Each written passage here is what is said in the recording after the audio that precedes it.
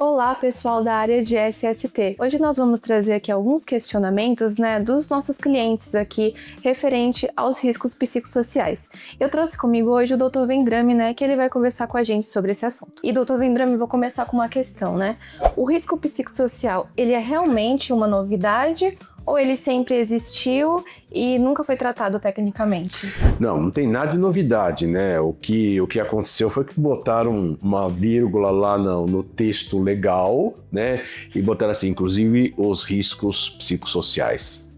Porque, veja, o risco psicossocial sempre esteve incluído, no risco ergonômico, que por sua vez esteve incluído no risco da organização do trabalho. Então tem lá, na hierarquização da coisa tem o risco ergonômico, organização do trabalho e risco psicossocial. Então ele sempre teve lá. O problema é que as empresas nunca avaliaram isso, grande parte delas. Eu já cheguei a fazer muita análise ergonômica que levava em consideração o risco psicossocial, sim, aplicando questionário.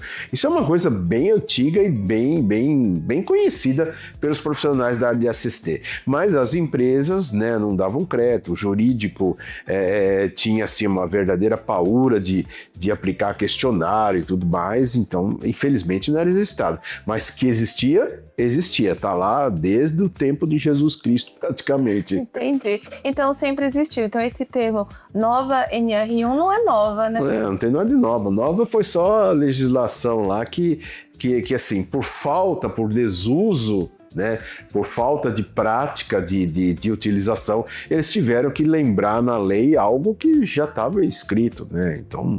Entendi. Então vamos para a próxima pergunta, que seria, a empresa, ela pode ser responsabilizada por todo o adoecimento mental do trabalhador? Aí é que está o porém da coisa. Nem todo adoecimento é causa da empresa. Estão tratando, principalmente os entes governamentais, os atores sociais ligados ao governo, como se a empresa fosse responsável por tudo. Isso não é uma verdade. Nós temos aí adoecimento mental por vários motivos, Você perde um parente, você se separa, você tem uma desilusão amorosa, você está com um problema financeiro, você está com doença em casa. Existem dezenas de motivos aí pelos quais você pode ter uma patologia mental e que ela não seja relacionada ao trabalho. O problema é que estão misturando tudo isso aí e querendo fazer crer que tudo isso tem relação com o trabalho, e não é bem assim. Isso é uma demonização do trabalho. O trabalho não é essa centopeia que estão querendo transformar ele. O trabalho, ele tem as suas vantagens, ele traz reconhecimento, é bom trabalhar, pelo menos eu vejo assim. Se você não gosta de trabalhar, tudo bem, tranquilo, não quero te forçar nada, mas infelizmente estão demonizando tanto o trabalho que ele daqui a pouco vai ser visto como algo nocivo, algo... E não é bem isso, assim, existem as patologias oriundas do trabalho e existem aquelas que não são. Essa é a grande verdade. E estão querendo botar tudo isso na conta da empresa. Entendi. E as empresas, de certa forma, elas conseguem separar essas questões? Aí que tá. O problema é esse, é separar alhos de bugalhos, E quando a empresa não tem nenhum controle, quando ela não tem nenhuma gestão, aí a coisa se mistura realmente. Mas isso que você falou é interessante, é uma ótima pergunta, mas é difícil separar. Pensa, no passado, em 1990, quando a gente tinha gente com perda auditiva e que a gente não sabia se a perda auditiva era oriunda do trabalho ou não. Então, qual que era o nosso trabalho nesse contexto? Era identificar, tecnicamente e tal. Só que quando falo em perda auditiva, eu tenho o traçado audiométrico que me mostra. Na doença mental, eu não tenho traçado nenhum para mostrar. Então, assim, o que acontece é que muitas vezes, vamos citar um exemplo lá, uma pessoa bem simples da empresa, tal, mora na periferia, ela é abordada lá por um sequestrador ou por um estuprador, acontece alguma coisa ali com ela, ela chega na empresa e fala, ontem eu fui né, tocada por alguém, isso, aquilo outro, me arrastou lá para dentro de um matagal, isso, aquilo outro, e essa informação ela não vem parar na empresa, ela não fica, ela não vai constar do prontuário dessa pessoa. Daqui a pouco, né, 2, 3 meses, a pessoa aparece, eclode aí uma doença mental. Né? É claro, né, que muitas vezes a pessoa não vai admitir que isso foi em razão de uma questão particular, mas vai jogar em cima da empresa. A empresa vai pagar esse pato sem nem saber muitas vezes. Então esse é o problema. Né, saber coisas da vida pessoal que podem caracterizar ou não, né? Por exemplo, a pessoa está se separando, a mãe faleceu recentemente, o pai faleceu. Quando é falecimento, você ainda sabe, porque a pessoa tira dias de licença, isso, aquilo outro, mas tem situações em que a gente não vai ter acesso. Então a empresa, sim, vai pagar um pato que ela não comeu, eu tenho certeza. A terceira pergunta é o seguinte: existe exagero ideológico no debate atual sobre os riscos psicossociais? Todo, né? Nós estamos num governo de esquerda e é claro, né, que os entes governamentais sempre vão puxar para o lado ideológico, porque a esquerda não gosta de empresas, acha que as empresas são, né, os diabinhos, os bichinhos maus. Então a gente percebe até pela fala, pelo discurso, né, como sempre levar para o lado da empresa. Então essa questão ideológica que não ajuda em nada a ciência vai ter mesmo. Infelizmente, a segurança do trabalho, que é ciência, ela fica muitas vezes sem transparência em razão desse discurso bastante ideológico. Então isso é certeza, já está acontecendo, aliás, né? A gente vê que é bastante comum isso. Sim. E agora falando do PGR, né? O PGR agora ele precisa virar um programa vivo e dinâmico? Ele sempre precisou, né? Porque o antigo PPRA já era algo que você punha na gaveta, deixava ele lá um ano e depois você ia tomar medidas. O PGR já foi criado para que não acontecesse isso e está acontecendo de fato. E veja, não é o risco psicossocial que vai fazer com que o PGR seja retirado da gaveta, não. Né? Porque a empresa que realmente não investe em segurança mental, em questões de prevenção de doença mental, ela não vai se mexer, ela vai só fazer um documento e mostrar lá porque ela quer, na verdade, constituir provas para fiscalização.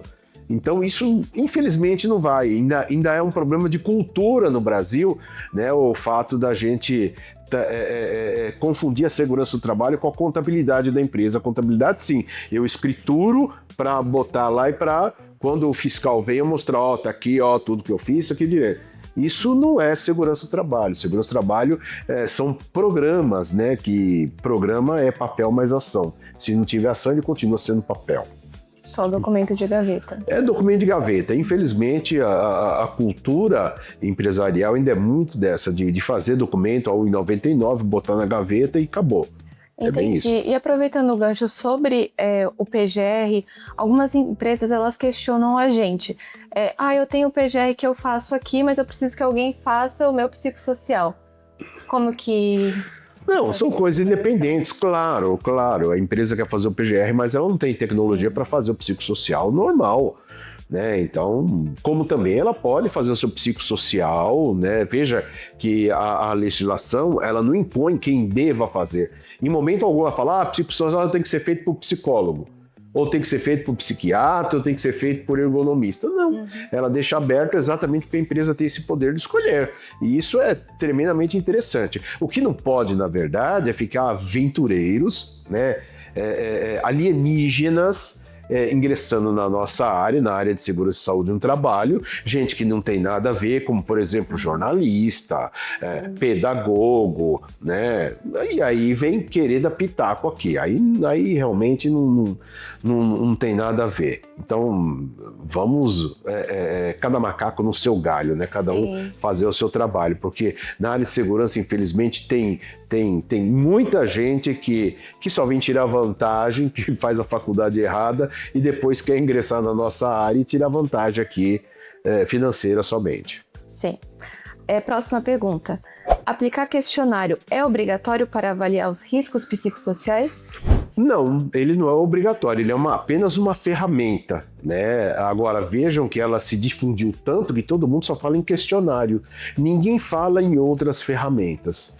Mas existem sim outras ferramentas que você pode utilizar para avaliar isso, os grupos focais, as rodas de conversa, as observações, a própria AEP. Então, tem um monte de formas de você avaliar. Infelizmente, estão vendendo o questionário como se fosse solução para tudo e como se fosse a única coisa a ser feita dentro da gestão dos riscos psicossociais. Infelizmente, é a história do 1,99. Questionário sendo vendido aí, inclusive assim, sabe, questionário feitos por pessoas não habilitadas, vamos dizer assim. Né? Porque o questionário ele tem que ser validado, ele tem que ser algo que passa por uma universidade e tal. Tem gente mudando questionário, tem gente produzindo questionário. Então, assim, Brasil é uma festa, né? Tem de tudo. Exatamente. E quais métodos indiretos podem ser utilizados para a avaliação dos riscos psicossociais? Olha, desde uma entrevista, desde uma observação, né? Nada impede do ergonomista sentar na sua cadeira e ficar no setor avaliando e vendo, né? Desde uma pesquisa de clima. Então, assim, o RH conhece infinitos instrumentos de estar avaliando isso de forma indireta. Como eu disse, até o fato de eu sentar lá, chegar no setor e ficar olhando lá, tal, o que está acontecendo? Olha lá o chefe, como ele trata aquele funcionário. Isso é uma observação importante que deve, né, se constituir num documento de que de forma indireta ele avalia isso. Então... Entendi. E sobre, por exemplo, a empresa ela já tem um Total Pass, ela tem ali já um programa, a questão dos meses, né, coloridos, ela já tem algumas campanhas dentro ali da empresa dela. Isso entra como plano de ação? Então, essa só, por si só, deveria ser uma pergunta. Veja, o Ministério do Trabalho, quando ele for fiscalizar, tá na cara, e eles já deixaram bem claro isso, que eles não vão querer saber de setembro amarelo, distribuição de brindes, vamos fazer uma terapia, né, com a pessoa, vamos fazer um trabalho aí. Não, nada disso. O que eles querem ver, na verdade, são medidas, primeiro, de cunho coletivo e, segundo, medidas que realmente tenham pertinência com o risco psicossocial. Como, por exemplo, reuniões curtas de escuta, a clareza dos papéis a ser estabelecidos dentro da empresa, os treinamentos da liderança, porque a liderança muitas vezes é tóxica exatamente por falta de treinamento. Ninguém chegou lá e falou pro cara, você não pode ficar gritando, você não pode fazer isso, você não pode fazer aquilo. Revisão das metas, por exemplo. O problema é que a empresa faz tudo isso, mas não documenta. Então ela precisa documentar. Vamos fazer revisão das metas aí que o pessoal não está aguentando, não está conseguindo cumprir isso, aquilo, outro, né? Redução da cultura do urgente. Tudo é urgente. Não, né? Combate à comunicação tóxica. A CNV, por exemplo, comunicação não violenta. Então, são medidas que eu preciso implementar, documentar e deixar lá. Quando a fiscalização chegar, né, eu vou mostrar lá como reduzir a burocracia da empresa. Por que para falar tem que mandar um negocinho e tal? Entra na sala do cara e vamos falar direto. Né? Clareza dos papéis e responsabilidades, o que vai fazer cada um, acabou. Isso é importante nesse sentido, e ninguém faz isso, e ninguém documenta isso. Então as empresas precisam passar a escrever tudo que elas fazem. Isso é importante. Deixar documentado, né? Exato. E o que o fiscal do trabalho, provavelmente, ele começará a exigir das empresas? Então, isso vem muito dessa resposta anterior, mas ele vai querer ver ações claras, né? Não adianta você ficar com nhenhenhé, com historinha, não, eu fiz o setembro amarelo, olha, nós demos o brinde, nós demos uma caneca para cada trabalhador, isso, aquilo, outro, não. Isso eu vou ter que ter ações realmente de gestão. Onde eu posso ver essas ações? Pergunta para o seu RH, ele conhece todas elas, por exemplo, né? existe um negócio em RH que chama EVP, eu não me lembro até o nome da sigla, mas são assim, benefícios que você dá para o trabalhador, indiretos, tal, isso, aquilo, aquilo. Porque as empresas não sabem dizer quais são os benefícios que você oferece. Ah, vale transporte e vale refeição. Mais nenhum. Não. Poxa vida. Se você começar a botar no papel os benefícios que você dá, você vai ver que você tem muita coisa ali de benefício. É um convênio farmácia, é um Total Pass, por exemplo, um desconto para ir num restaurante, é um Play Center, olha, meu tempo já foi. Hopi Hari, né? Hopi Hari, que você né, faz um convênio no Sesc. Tudo isso aí são benefícios, como também são benefícios pagar um curso, pagar uma escola, pagar um treinamento. Então, assim, a empresa precisa levantar todos os benefícios que ela tem, que ela não levanta. Né? Até o fato, por exemplo, olha um benefício que nós aqui da Vendrame deixamos bem claro, o benefício que cada trabalhador tem em fazer contato com grandes empresas. A gente sabe que o cara vem aqui trabalhar um tempo, que daqui a pouco ele vai sair daqui, vai para uma outra empresa, vai por lá, e a gente sente muito que ele vai embora, que a gente tem o treinamento, mas é pro crescimento dele. Eu nunca cobri salário de alguém que uma empresa convidou para segurar o cara, não. Deixa ele ir, é o crescimento dele, ele precisa disso. Então, veja bem, eu uso isso a meu favor também para dizer que, assim, olha, a Vendrame é uma escolinha de profissionais, então a gente prepara os caras, eles vão para o mercado, isso, aquilo, outro, sem problema, né? Não tem muito o que fazer. Então, tudo isso são benefícios, entre aspas, que a gente dá para o trabalhador e que as empresas muitas vezes não esquecem de escrever, né? Exatamente. E a próxima pergunta, né? O risco psicossocial, ele pode existir em pequenas empresas também? Claro, principalmente, né? A gente sabe muito bem que na pequena empresa o cara lida direto com o patrão, que não tem muito papas na língua e que xinga o cara, trabalhar, né? Diferente de uma administração profissional, que você tem um CEO, que você tem um gestor, que você tem um gerente. Então, assim, na pequena empresa também tem isso. Na pequena empresa tem o faz tudo, o cara que faz todas as atividades, que é muito cobrado o tempo todo, tem o cara que resolve tudo, tem a coisa do urgente, porque as empresas pequenas precisam fazer caixa, não dá tempo de fazer nada. Então, assim, eu acredito até que a pequena empresa ela tenha muito mais problema do que a grande empresa.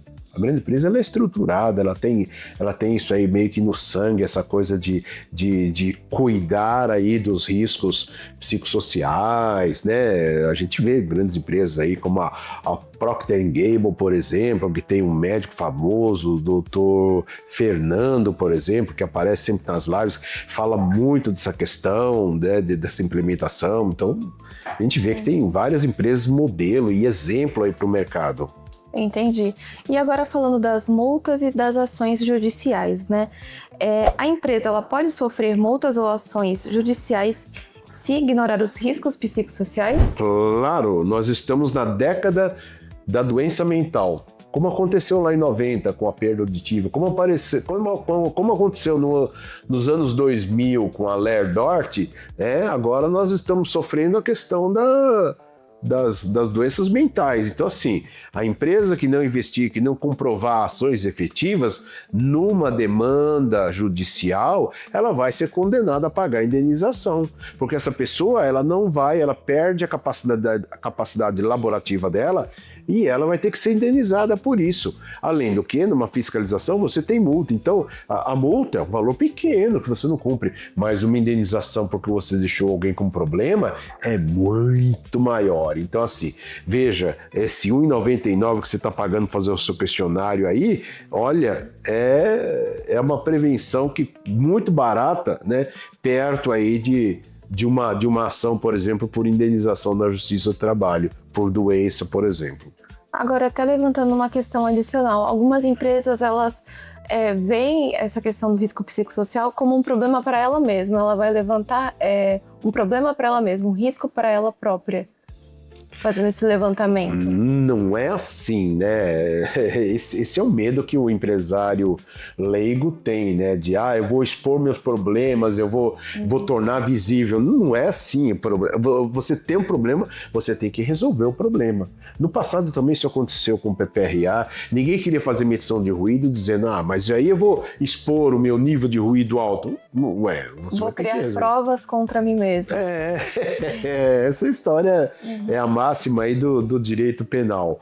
Mas, veja, você não é que cria provas, você levanta o problema e já parte para ação logo para resolver isso aí. Você tem que fazer isso e, infelizmente, se você está gerando provas contra você, é porque você tem algo vulnerável e que você tem que resolver. Não tem, algo a melhorar, né? É algo a melhorar no ambiente, não tem jeito, né? Sim. Agora a próxima pergunta, né? Qual o maior erro que as empresas estão cometendo nesse tema atualmente? Então, o que eu vejo é o seguinte, querer fazer tudo à moda macarrônica, né? Vamos fazer com recurso próprio, vamos fazer tal questionário. Não. Olha, tudo bem que a legislação não diz que você qual profissional, mas não deixa isso na mão de qualquer pessoa, não deixa isso na mão de leigo, não vai deixar algo tão importante na mão de pessoas que não têm treinamento para isso. Então elas erram aí quando elas não nomeiam pessoas capacitadas para fazer esse trabalho. Então esse eu acho o maior erro e mais perigoso, porque lá na frente, a hora que explodir a coisa, você não vai ter como chamar esse profissional a responsabilidade de falar, você me disse isso, aquilo, outro. Então assim, e lembre-se, né? Se você vai comer um comercial de R$10, você não quer garantia de que não vai ter dor de barriga, né? Exatamente. Não tem muita garantia, não tem sorrisal, né? Paga um pouco mais desse seu comercial que já vem o sorrisal junto para te dar aí uma garantia dessa história. Sim. O risco psicossocial, ele pode se transformar no maior passivo trabalhista da próxima década? Já se transformou, né? Então, como eu sempre gosto de rememorar o passado, ficar velho, você tem a grande vantagem que é ter uma história para contar. Na década de 90 tivemos o problema da perda auditiva, nos anos 2000 a Lerdort, e agora em 2020 a gente está tendo as questões aí das doenças psicossociais, mentais, etc. E isso vai ser também um grande passivo, como foi no passado, que empresas quebraram, empresas tiveram problemas com indenizações e tudo mais, também vai acontecer nessa década, com várias empresas também que, se não tomarem cuidado, vão perder muito dinheiro com essa questão, né? E trazendo assim uma diferenciação bem clara entre a perda auditiva, Lerdort, e as doenças mentais, né? Nas duas primeiras a gente tinha um diagnóstico efetivo, objetivo, né? Na perda auditiva tinha lá, mostrava lá, olha, tá aqui o traçado audiométrico dele. Na Lerdort, tá aqui a análise mostrando que realmente ele faz isso. Na doença mental eu não tenho um diagnóstico objetivo, ou seja, o cara chega lá e fala, eu tô com burnout. E aí? Como é que você vai saber se o cara tá ou não? Né? Então, assim, além da gente ter uma questão de iatrogenia social, porque todo mundo está falando de doença mental, está aparecendo um monte de gente aí, né, com doença. Eu tô com burnout. O que é burnout? Não sei, mas eu tô com burnout. Então, assim, a gente vai ter um problema de iatrogenia social, a gente vai ter também muita simulação. Pode ter certeza que pessoas que estudam, que leem, que escutam, né, vai acontecer isso. Vai acontecer essa questão, sim. Não tenha dúvida. Muita simulação com relação à doença mental. Agora, né, vamos para a nossa última pergunta, né, sobre a liderança, né? Como que a liderança ela influencia diretamente no adoecimento ou no bem-estar das equipes? Liderança, né? O chefe tóxico.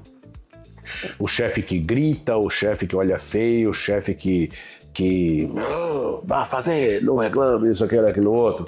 Então, assim, eu não saberia dizer o quanto, né, dessa liderança tóxica é responsável, mas a gente vê muito frequente nas empresas, e isso fica bem claro pela pesquisa de clima organizacional, quando todo mundo fala que aquele chefe isso, aquilo, né? Sim. Até mesmo nessas denúncias feitas por canais, isso, aquilo, outro, são importantes para denunciar esse comportamento de chefia.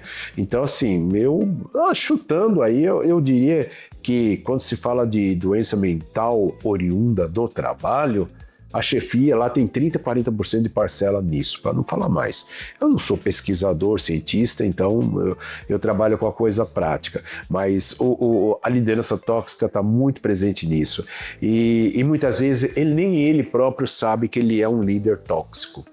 Esse que é o problema, ele precisa ser treinado, ele precisa ser ouvido também, porque muitas vezes, né, a pessoa que não dá carinho é porque ela não recebeu carinho. Exatamente. Se ela foi criado que nem bicho, que nem cachorro, ela vai, né, porque até um bicho, até um cachorro, quando você dá carinho, ele, né, é diferente no comportamento deles, porque o ser humano não. Exatamente, tem que avaliar a situação como um todo, né? Às vezes ele é sobrecarregado e ele sobrecarrega a equipe. Exatamente. Sempre tem uma história, né, que é uma cadeia de consequências que ocorrem. Eu vejo assim. Mas é um ponto a ser sempre, né, correr atrás das empresas para ver. A liderança, ela tem uma parcela aí considerável nesse aspecto. Eu, pelo menos, vejo assim, né? Nas situações em que eu, como ergonomista, já avaliei, por exemplo, fica muito nítido isso aí. Não tem como fugir. Então, muito obrigada, Dr. Vendrame, por esse momento, né? Agradeço aí sua atenção. E então, no próximo vídeo a gente conversa mais. Se vocês tiverem questões, mandem para nós. A gente nem preparou um site e tal, mas mande para mim mesmo, perito@vendrame.com.br, as questões, e a gente vai juntando e faz outra live e responde todas aí para vocês. Porque agora, pessoal, dia 26 já passou, você tem agora 90 dias para não ter multa, que é o período aí da primeira notificação e tal. Mas a gente sabe que as empresas, né, vão segurar até o último dia para gastar R$ 1,99 para implantar aí. Você, de repente, pode estar só procrastinando um problema que você já deveria ter resolvido ano passado, né, quando saiu pela primeira vez. Ok? Então tá bom, agradeço a todos aí que tiveram a paciência, que nos deram a honra aí de ouvir a nossa live, e até a próxima aí, se Deus quiser. Obrigado, pessoal. Obrigada, tchau.